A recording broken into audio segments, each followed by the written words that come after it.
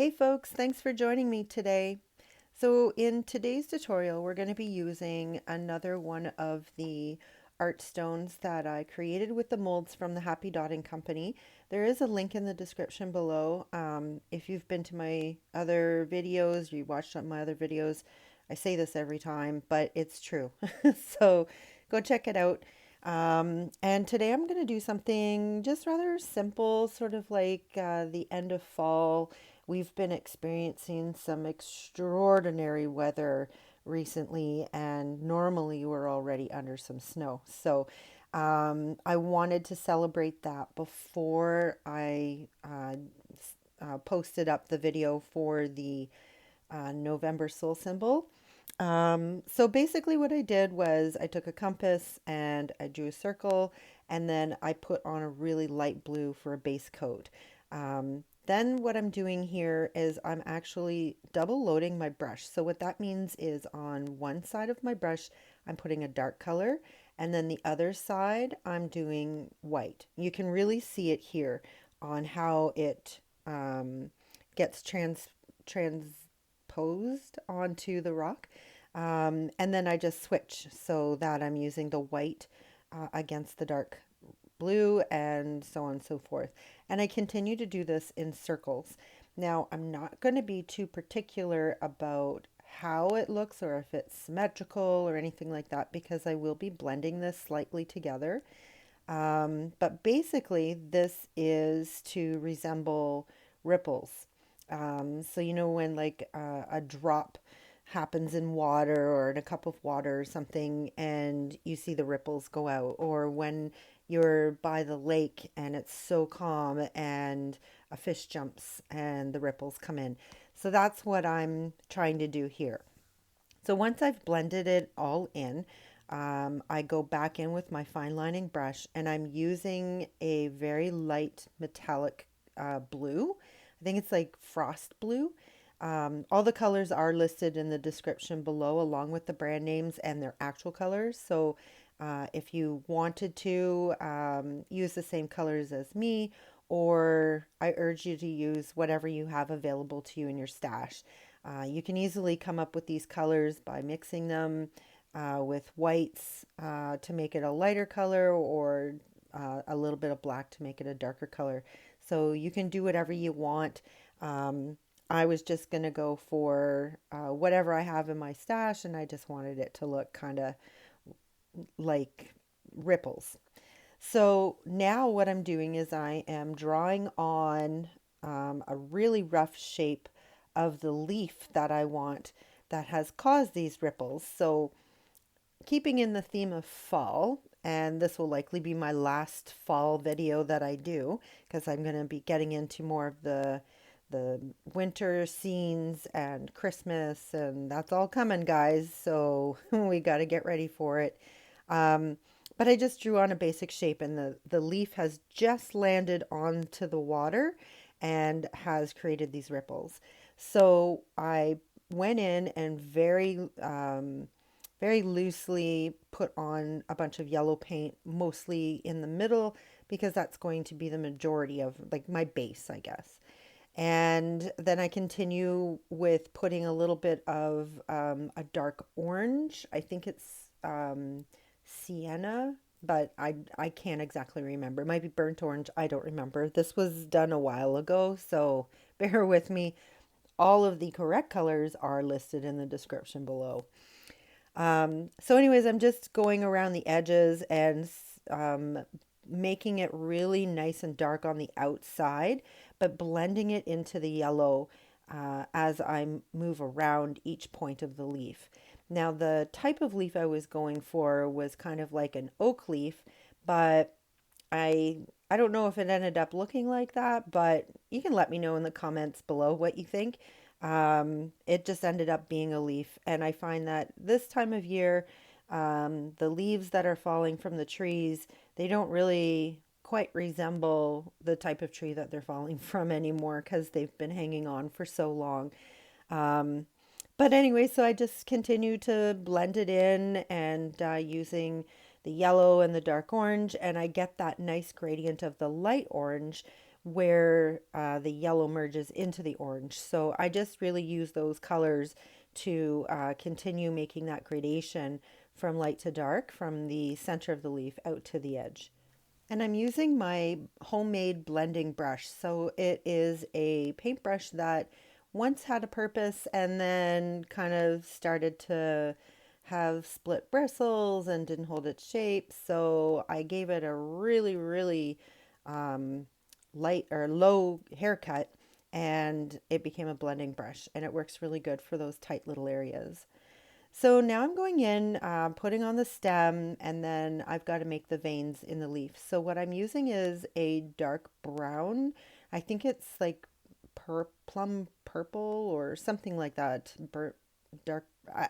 Anyways, I should really write these down so that I can recite them as I'm painting and let you guys know.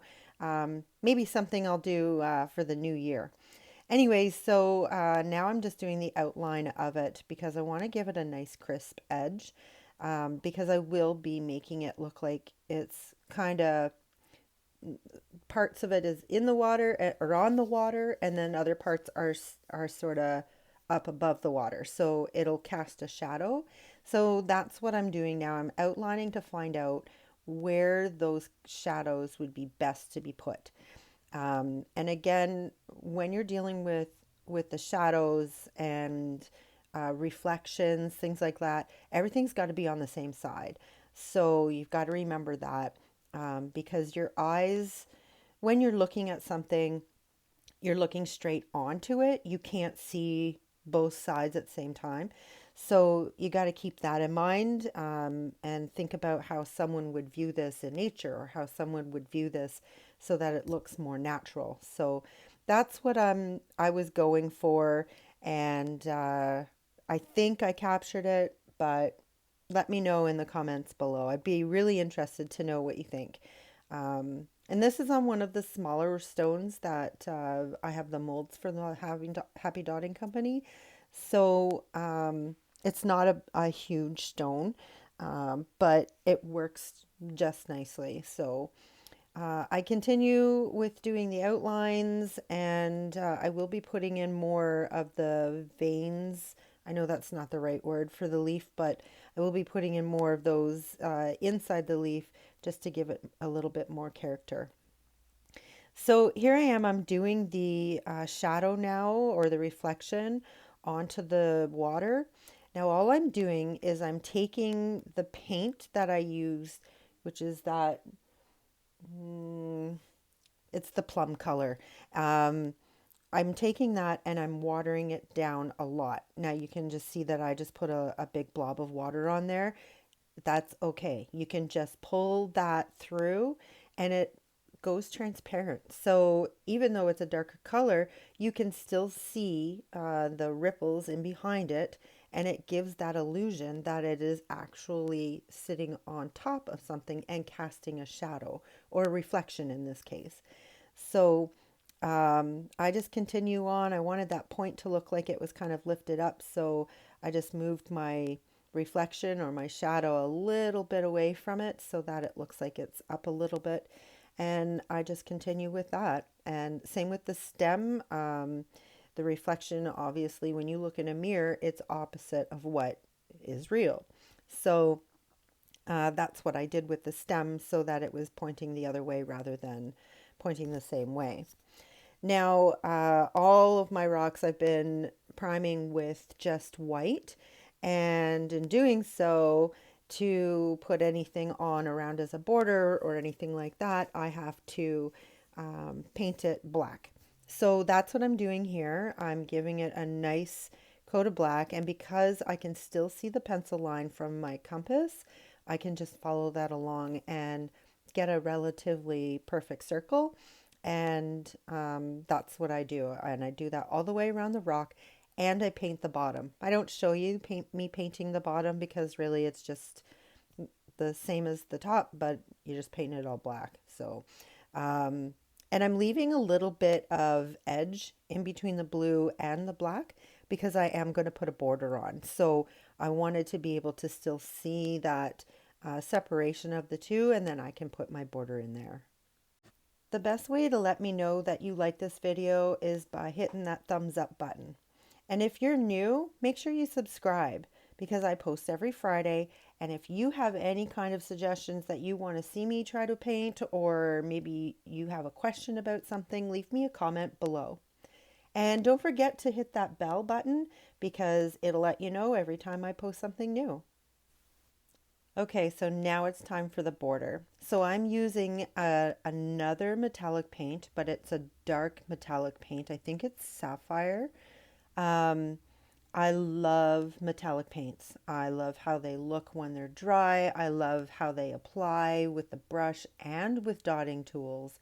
Um, they're just amazing, and the amount of colors that they have available is just unreal. There are so many different kinds.